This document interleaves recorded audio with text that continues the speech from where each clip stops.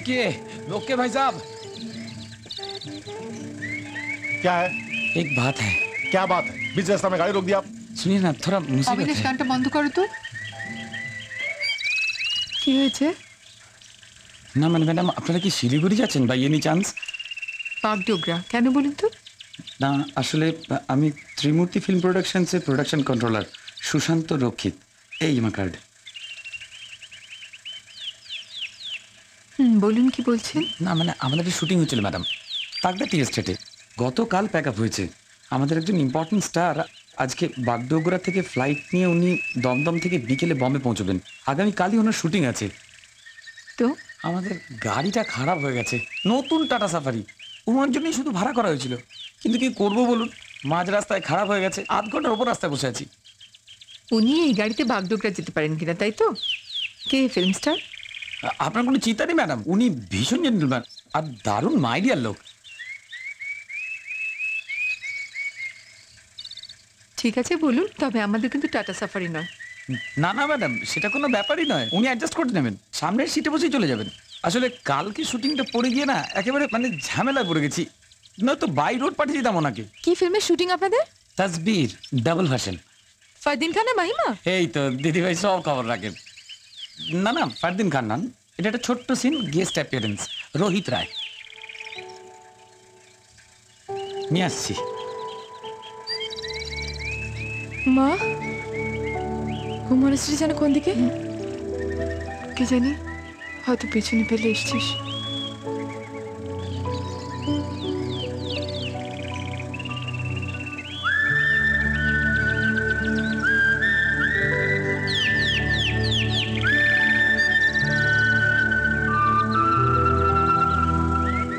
He's coming. Hello hello,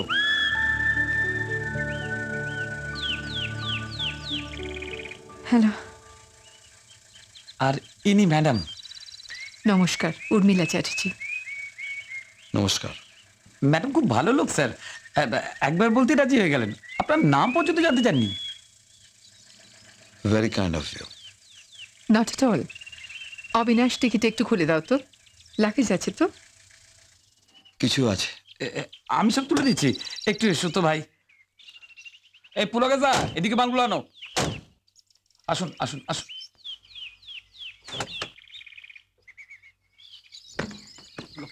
এই ব্যাগটা দাও, এই ব্যাগটা দাও। दीजिए। আরে ওইটা নয়, গড়িয়ে পড়ছে তো। क्या भाई संभाल के। अरे घुमा के रखिए इसको। हाँ।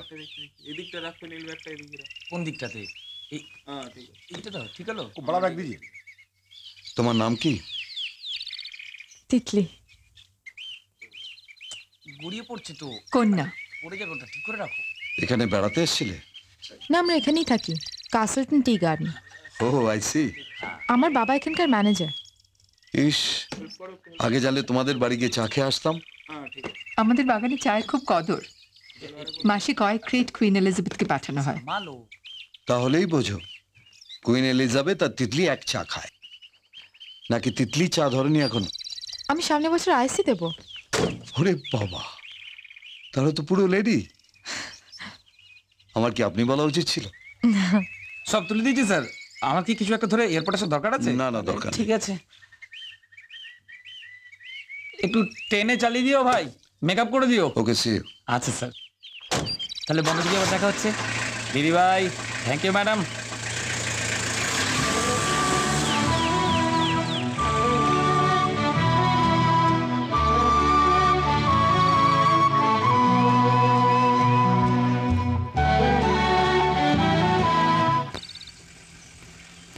কি রোল আপনার এই ছবিতে?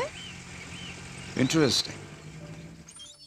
একজন আর্টিস্টের, তার এক বন্ধু খুন হয়, সে খুনটা দেখেছিল। পুলিশ তাকে সেই খুনির পোর্ট্রেট এঁকে দিতে বলে ইনভেস্টিগেশনের জন্য। তাকে এক নির্জন পাহাড়ি জায়গায় রাখা হয় যাতে সে মন দিয়ে ছবিটা আঁকতে পারে। তারপর? হ্যাঁ, তারপর ওই নেচারের মধ্যে থেকে পাহাড় ঝর্ণা ফুল দেখে ওর মধ্যে থেকে প্রতিহিংসার ভাবটা চলে যেতে থাকে। ছবিটা আর আঁকা হয় না। এদিকে পুলিশ একটু, আসার সময় এগিয়ে আসছে। কফি দেবো? কফি খাবেন? আচ্ছা, বেশ রসিক তো। সরি, আমি আপনাদের গল্পটা ডিস্টার্ব করলাম না। আসলে আমি কফি খাচ্ছিলাম তো, ভাবছিলাম আপনি যদি খেতে চান। এক্স্যাক্টলি। কোথায় আপনি চা বাগানে কুইন এলিজাবেথ, দার্জিলিং এ সেরা চা খাওয়াবেন? কফি তো বোম্বেতেও খাই। দার্জিলিং এর চা ফ্লাস্কে করে আনা যায় না, ওটা তৈরি করার আলাদা নিয়ম আছে। বললাম তো, বাড়িতে এলে খাওয়াতে পারতাম। বেশ, পরে কোনো একদিন চলে আসবো। খন আপনার এই শুটিংটা আর বাকি আছে? অন্য শুটিংও তো আছে। হিন্দি ফিল্ম মানেই তো পাহাড়ি জায়গা। বলবো চল কার সঙ্গে শুট করে আসি। শুনবে? দু একজন বন্ধু বান্ধব ডিরেক্টর আছে, শুনবে। আমি তো শুনি হিন্দি সিনেমা পাহাড়ি জায়গা হলেই সুইজারল্যান্ড চলে যায়।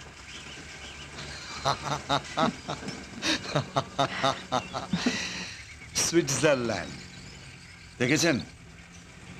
এই জন্যই আমার এই জেনারেশনকে এত ভালো লাগে। আমরা তো অনেক বয়স অবধি সুইজারল্যান্ড মোজার্ট বলতেই শিখিনি। সুইজারল্যান্ড বলতাম, মোজার্ট বলতাম। তা ঠিক, এই জেনারেশনের সঙ্গে আমাদের জেনারেশন অনেক তফাৎ। আমার মেয়ে তো আমার থেকে অনেক বেশি ওয়েল ইনফর্মড। আপনি কি কি ছবি করেছেন, তার মধ্যে কোনটা হিট, কোনটা সুপার হিট, আপনি কবে কোন ছবিতে কি জামা পরে কার গলায় কি গান গেয়েছেন, সব জানা। Everything about you. তাই নাকি? আমি কিন্তু আপনাকে অনেক চিঠি লিখেছি। তারপর? উত্তর পাইনি, তা নিয়ে খুব মন খারাপ। বাবা, আজকালকার মেয়েরা চিঠি লিখে? আমি তো জানতাম সব ইমেল করে। আমি অবশ্য আমার ভালো নামে লিখেছি, তিলোত্তমা চ্যাটার্জি। এই তো মুশকিল করলে। এমন সুন্দর নাম থাকতে এত গুরুগম্ভীর নাম লেখার কি দরকার ছিল? বেশ, বলো তোমার কি কি প্রশ্ন আছে, আমি জবাব দিয়ে দিচ্ছি। আসলে ও বোধহয় লিখেই তো কিছু চাইছে, ওর বন্ধুদের দেখাবে বলে, সেজন্য ইমেল করেনি। আর ওর এক বন্ধু পিয়া, সে আপনাকে চিঠি লিখে উত্তর পেয়েছে। এটা তো ভারী অন্যায়। তিতলি, তুমি এক কাজ করো, ওকে তোমার ঠিকানাটা দিয়ে দিতে পারো, তারপর উনি যদি চান বম্বেতে ফিরে গিয়ে তোমায় চিঠি দেবেন। ঠিক আছে, আমি লিখে নিচ্ছি।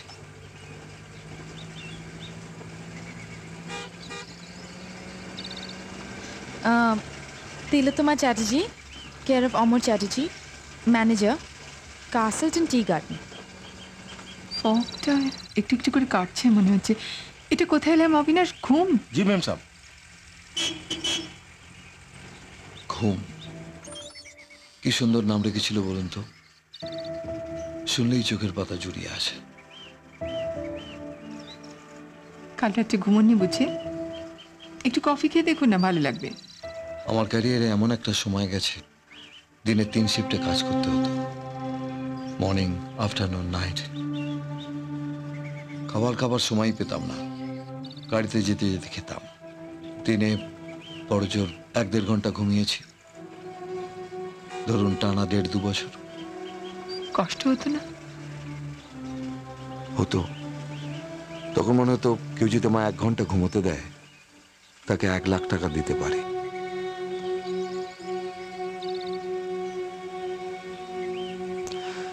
খুব ঘুমোতে ইচ্ছে করতো, বেড়াতে ইচ্ছে করতো, পুরনো বন্ধুদের সাথে দেখা করতে ইচ্ছে করতো।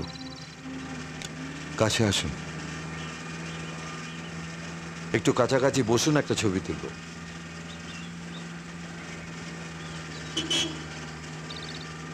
এই রে, গাড়ির মধ্যেও কুয়াশা। এক্ষুনি কেটে যাবে। আপনি ফটোগ্রাফি করেন জানতাম না তো। ঠিকই জানতে, করি না। পাহাড়ে আসছি, ভাবলাম ক্যামেরাটা নিয়ে যাই। এটাই লাস্ট ফিল্ম। Thank you.